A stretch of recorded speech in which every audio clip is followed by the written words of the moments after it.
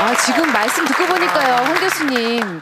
이게 참 사업 실패하면 바로 몸의 병과 마음의 병이 찾아오게 마련인가 봐요. 그렇죠. 그래서 동의보감에도 보면은 탈영실정이라는 병명이 있어요. 그게 뭐냐면 옛날에도 귀족이었다가 천민으로 갑자기 변하거나 하루아침에 그러면 탈영이라는 병이 생기고 그리고 아주 부자였다가 갑자기 이제 또 폭삭 망하는 경우에 실정이라고 하는 병인데 이게 정말 무기력하고 또는 두근거리거나 뭐 밥맛도 없고 여러 가지 그런 병들이 생기는데 뭐 우리가 쉽게 얘기하면 요즘에 화병이라는 것처럼 이런 것처럼 병이 이렇게 오시는데 오늘 나오신 세 분들을 보니까 근데 지금 제가 보기에도 너무 말씀하시는 거나 너무 편하게 여유롭게 하시고 그것까지도 이제 건강까지 다 이제 이겨내신 것 같아서 오늘 많이 배울 것 같습니다. 어찌 보면 이제 다 초월하신 분들이죠. 그렇죠. 그러게요. 네. 그래서 이제 얼굴이 참 편안해 편안하세요. 보이시죠. 네. 그런 실패를 겪고 그런 쓰라린 고통 속에 계셨던 분들이라고는 뭐 상상이 안 될 정도입니다. 이렇게 되기까지 얼마나 또 겪은 일들이 많으셨을까요? 장용 씨, 네. 우리가 좀 본격적으로 그래서. 얘기를 해보려고 하죠. 그래서 준비했지요. 예. 실패의 원인이 무엇인지를 알아보는 시간을 준비했습니다. 나 이렇게 실패했다. 첫 번째부터 알아보겠습니다. 열어주세요. 나는 이렇게 실패했다. 포기해도 때가 있거늘. 아, 그러면은 포기해도 때가 있다. 포기의 때를 놓쳤다는 건가요? 예, 저 이제 사업을 하면서 처음에 이제 건축 설비업을 했는데 네. 한 번 어음을 부도 맞으니까 그거를 가지고 계속 또 이제 그 부도 맞은 어음을 또 메꿔야 될 거 아닙니까? 계속 그러니까 대출 받고 사채 쓰고 계속 이걸 반복한 거죠. 네. 그러다 보니까 이제 직원들 월급은 밀려 있고 그러니까 또 받은 거는 어음이고 나갈 돈은 현금이고 현금이고. 돈은 나중에 받고 그러다 보니까 이제 그게 자꾸 밀려서 이제 한 9개월 9일 동안 교도소 경제사범도 갔다 오고 아까 그런 경우가 말씀하신 생기죠. 것처럼. 그 때를 예. 그러니까 정확하게 짚어가지고 잡아야 되는데 그렇죠. 그걸 계속해서 갖고 가버린 거죠. 실기를 미래를 못 하셨군요. 버리고. 그 실기를. 언뜻 이해가 안 가는 것이요. 뭐 물론 부채가 부채를 부르고 꼬리에 꼬리를 물고 눈덩이처럼 불어난다고 하지만 그래도 어떻게 1억 빚이 10억까지 갈 수 있을까 싶거든요. 제가 전문 분야잖아요. 10년 동안 배운 분야고. 뭐 하셨어요 제가 그때는? 건축 설비 그 환기업이라고 해서 방직 공장에 전문적으로 시설을 했었습니다. 아, 이게 공기 전문가셨는데. 빼는 거죠? 네.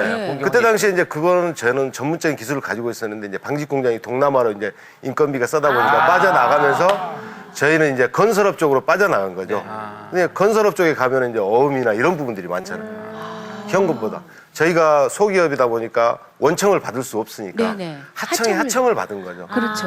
예. 그냥 하청을 받다 보니까 제대로 임금도 안 나오고 돈도 안 나오고 그게 이제 계속 물리면서 조금 더 열심히 해보려고 어떻게든 거기서 이겨보려고 네. 내가 배운 게 이거니까 네, 그렇죠. 그걸 하다 보니까 이제 계속 물리면서 대출하고 사채받고 뭐 카드 돌려막기식으로 이렇게 막다 보니까 그게 이제 그러니까 사채 얻기 직전에 포기를 해야 그때 되는데 포기했어요. 네. 사채까지 가면 안 됐었던 건데 그렇죠. 사채 때문에 그때 포기를 그랬- 하고 예. 그 상태에서 차라리 모든 걸 다시 시작하면 되는데 그렇죠. 그 조금 미련 때문에 포기 못하고 계속 이어졌던 게 그래서 좀 이제 돌이킬 수 없는 상황까지 가버리시는 그렇죠. 게 예. 되는 거고. 아 그럼 주변에 만약 그런 일이 있으면 딱 그 시기를 이제는 아시겠어요. 지금 그만둬야 한다. 지금은 투자식이나 이런 부분을 정확하게 찝죠. 확실하게 짚고 넘어가죠. 아 주변에서 물러날 때도 딱 이렇게 코치해달라고 그러는 사람들이 있어요?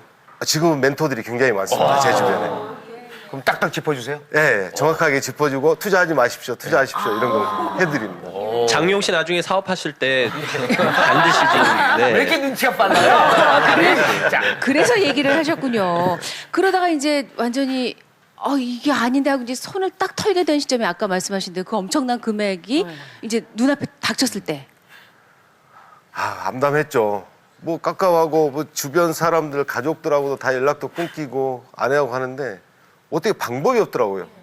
그래서 도망 다니고 사채업자한테 뭐 끌려가서 맞아보기도 하고. 그러니까 제가 돈을 물렸으니까 어떻게 방법이 없잖아요. 그 사람들한테 대항할 그때 뭐 방법이. 실체 포기 각서는 안 쓰셨어요? 그건 안 썼습니다. 하도 영화에서 많이 보셔가지고.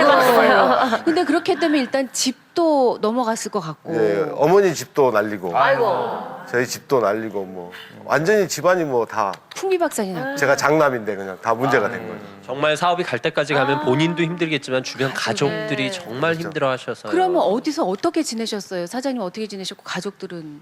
저는 뭐 교도소에서 9개월 9일 동안 살고 네. 저희 집사람은 이제 가족 친척 집들 가족들 집을 저희 아들이 초등학교 1학년이었는데 세 번을 옮겨 다녔어요. 뭐 서울로 인천으로 안산으로 이런 식으로. 그러니까 가족들이 더 힘들었었죠. 더부살이를 하게 됐군요. 그럴 수밖에 없었죠. 이제 못난 남편 때문에, 아들 때문에. 근데 선생님 아까 이렇게 도망 다니셨다 그랬잖아요. 근데 어떻게 딱 체포가 되셨어요? 이런 것도 여쭤봐도 돼요? 죄송합니다. 아니 도망 다니셨다 이제 그래가지고. 채권자들이 이렇게 많으니까 예, 예. 아무래도 경찰서에 고발해놓고 이러다 보니까 기소 중지가 돼 있는 줄 모르고 사고가 난 거예요. 교통사고가. 교통사고가 나는데 저는 이제 어떻게 할 줄을 몰랐는데 경찰들이 왔는데 조회해 보니까 기소 중지. 그대로 뭐 잡혀 들어가서 12월 23일 날. 어머. 그래가지고 한겨울에 그때 들어가서 이제 한 9개월 9일 동안 정확히 살더라고요. 경제사범. 무슨 일 있으면 어디 댕기면 안 돼. 무슨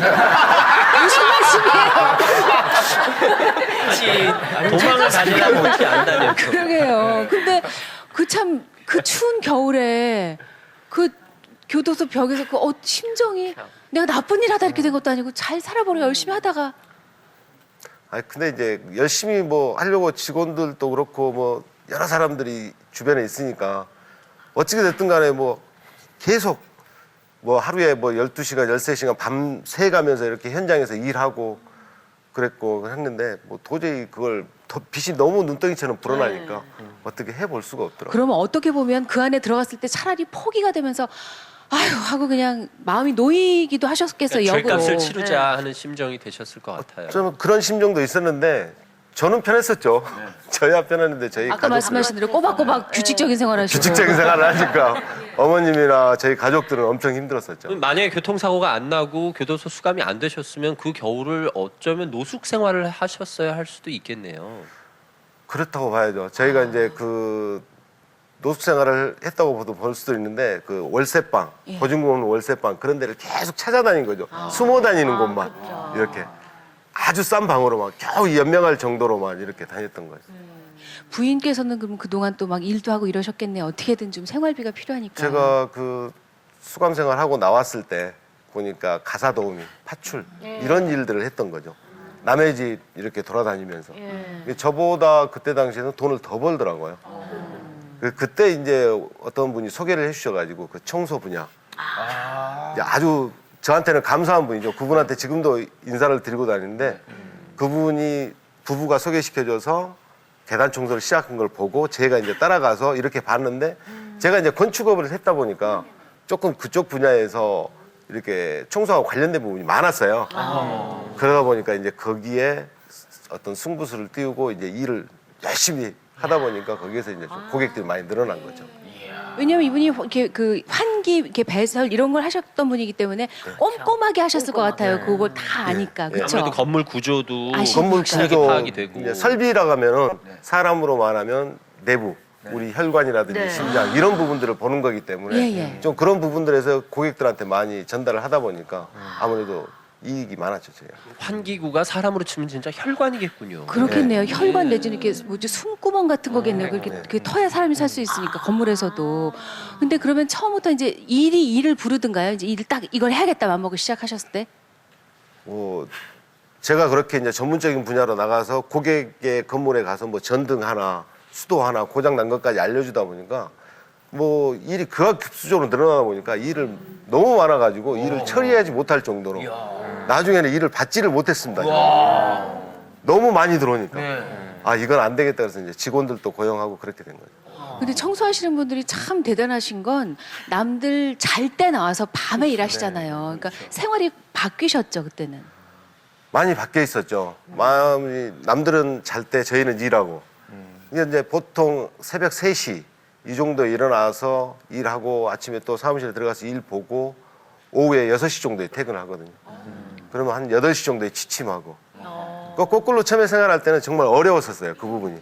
적응도 안 되고 졸리고 운전하다 보면 이게 뭐 깜빡깜빡 졸고 그랬었는데 나중에는 그게 이제 어느 정도 세월이 지나고 시간이 지나니까 또 그 직업에 맞게끔 적응이 되더라고요. 또 건물 매출 오르니까 뭐 청소를, 적응이 네. 더 잘 되셨겠지. 그죠? 건물 청소를 정말 하루 18시간. 그러니까요. 이게 새벽 3시 그 시간부터 해야 되는 거예요, 청소를? 남들이 출근하기 전에 그렇죠. 일을 안 할까. 맞아요. 청소를 해야 되니까 이제 병원이라든지 사무실이라든지 이런 부분들 보면은 직원들이 들어오면 바로 업무 볼 수 있게끔 그렇게 하다 보니까 이제 새벽 시간에 청소를 많이 나가게 된 거죠.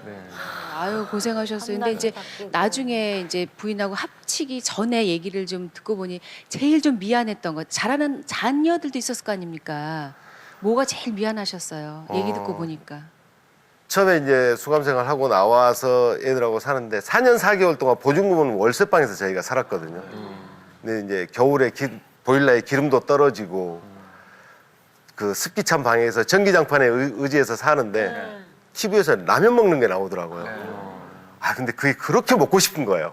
막 춤도 넘어가고 그러는데 그래서 이제 라면 한 봉지 살 돈도 그때 당시에 없었던 거예요. 겨울밤에. 밀가루가 있더라고요. 근데 그 밀가루에 수제비를 써서 하는데 멸치대가리도 없는 거예요. 하나도. 그래서 그 소금 국물에 해서 그때 먹고 싶을 때 먹지 못하는 그 고통, 괴로움, 그게 제일 아프더라고요. 지금도 생각하면. 어른이야 뭐 그렇다 치지만 애들까지 소금 간한 수제비를 먹는 걸 부모가 봤을 때 얼마나 뭐 마음이 아프셨어요. 그건 뭐 애들한테도 지금도 미안하죠. 어떻게 보면은 조금 뭐 아버지로서 뭐 아들로서 이런 역할을 못했다는 게 그 순간에 조금 제가 잘했으면은 모든 거를 좀 잘 이끌어 나갈 수도 있었는데 너무 실수하고 그런 과정들에서 일하면서 판단 잘못. 그러니까 모든 것은 제 탓이라고 해요. 자기 탓. 내가 잘못했기 때문에 내 실수기 때문에 모든 사람이 고생한다. 그래서 그러니까 항상 판단을 잘 해야 된다는 거. 일부러 그러신 것도 아니고 잘 하려다 그러신 그럼요. 건데요. 근데 예. 형편이 나아지시면서 아이들한테 제일 먼저 뭐 해주셨어요? 먹고 싶은 거 마음대로 먹게 하는 거. 아유 그럼요. 근데 어찌 보면 그 자녀들이 한참 성장 시기에 그런 일 겪어서 상처도 입었겠지만 대신 철이 빨리 들었을 것 같아요. 엄마 아빠가 얼마나 힘들게 일하시는지 봤을 테니까. 지금 잘 자랐죠, 그 아이들은? 지금 저희 아들은 군대 가 있고요. 예. 딸은 고등학교 2학년인데 너무 잘 자라줘서 고맙습니다. 그러게요. 네, 근데 이 감사해요. 사장님이 정말 대단하신 건 이제 계단 청소하다 아까 정말 일을 다 못 받을 정도로 이제 성공하셨는데 그때 딱 약간의 업종 전환을 하셨다면서요. 예, 지금 계단 청소만 하다가 지금은 이제 실내 청소, 이제 좀 전문적인 분야로 나서가지고 했는데 모든 분야가 저희 회사가 지금 24시간 돌아가거든요. 직원들하고 같이 해서 저는 이제 잠잘 시간은 또 자지만은 24시간 돌아가는 회사를 만들어야 이게 좀 회사가 더 성장할 수 있고 클 수 있다 그래서 지금 이제 실내 병원이나 사무실, 학원, 뭐 이 술집, 뭐 PC방 모든 업종을 대상으로 이렇게 청소를 하는 부분을 좀 연구하고 시스템화 시켜서 새로운 남들이 진출을 하지 않는 청소 분야에 조금 진출을 해서 블루오션 시장, 그야말로 틈새 시장을 공략하고 지금 조금 더 완전히 자리를 잡고 있습니다. 지금. 아니 근데- 아까 몸이 네. 부서질 정도로 일을 하셨다고 그래서 3번이나 수술하셨다고요. 허리 수술을요. 예, 허리 수술을 3번 정도 했을 때는 참 암담했었죠. 그때. 그래서 지금 장애 판정을 받으셨죠. 장애 5급입니다. 우리 너무 무리해서 청소를 하셔서 이게 물에서 이제 청소하다 보니까 저도 이제 용품 처음에 설명드렸다시피 용품 같은 경우를 제가 스스로 많이 개발한 거죠. 되도록이면 허리를 덜 굽히고 일할 수 있는 방법, 허리를 세우고 그래서 이제 그런 쪽으로 좀 많이 연구를 하게 됐어요. 인체공학이네. 아니 인체공학. 황 박사님 이거 허리를 이렇게 굽히고 일하는 게 그렇게 안 좋다고. 그렇죠, 네. 당연히. 그 사실 이제 지금 말씀하신 것 중에서 뭐 그 허리를 굽힐 뿐만 아니라 뭐 무거운 거를 들으실 수도 있고 그러면서 이제 굉장히 문제가 많이 되는데 우리가 똑바로 서 있을 때나 또는 이제 그랬을 때 누워 있을 때보다 굉장히 하중이 많이 가기 때문에 이제 허리에 많이 병이 오실 수 있는데 오늘 말씀하신 거 보면은 이제 저는 드는 생각이 뭐냐면 건강도 마찬가지로 때가 중요하다 이런 생각을 많이 하는데 아마도 이제 과로하지 않으시고 조금 쉬시거나 그럴 여유가 있으셨으면 병이 안 오셨을 텐데 아까는 이제 지금은 몸 관리 잘 하셔서 지금은 이제 뭐 건강하신 것처럼 이렇게 건강도 이제 때를 마치 이렇게 잘 잡아서 건강을 유지하시는 걸 배울 수 있는 것 같아요. 중요한 말씀이에요. 근데 질문이 좀 그렇긴 합니다만 청소를 꼭 해야 하나요? 그러니까 전문가에게 맡겨서까지. 네. 그 얼마에 한 번씩 해야 되나요? 솔직히 뭐 매일 그렇게 업장 같은 거 하시는 분들 네. 이런 분들. 뭐 다 다르죠. 예, 근데 청결을 유지해야 되잖아요. 근데 집안에서 주부님들이 저희한테 배우러 오시면 청소를 하는데 이게 전문적인 분야가 안 돼요. 그러니까 이런 탁자 같은 경우도 유리 같은 경우도 깨끗하게 닦는 방법이 있고 요령이 있거든요. 근데 전문가한테 맡긴다는 거는 결국은 뭐 어떤 업종이든지 직원들이 출근을 하면 청소를 하잖아요. 그러면 시간이 가잖아요. 어수선해지고 업무에 집중도가 안 되고. 그렇기 때문에 먼저 맡기는 거고 이제 요즘에는 뭐 외부적으로 이제 여성분들이 사회에 많이 진출하기 때문에 조금 그 청소할 수 있는 시간들이 많이 없으시잖아요. 그래서 저희들이 하면은 주부들이 했을 때는 5시간 걸릴 걸 저희가 1시간 만에. 비용도 그렇게 비싸지는 않습니다. 저렴하게 할 수가 있습니다. 네, 요령을 알면 훨씬 수월하게 할 수 있으니까. 예, 오늘 가능하면 집에서 좀 청소할 때 도움될 만한 요령도 잠시 좀 가르쳐 주시기 바랍니다.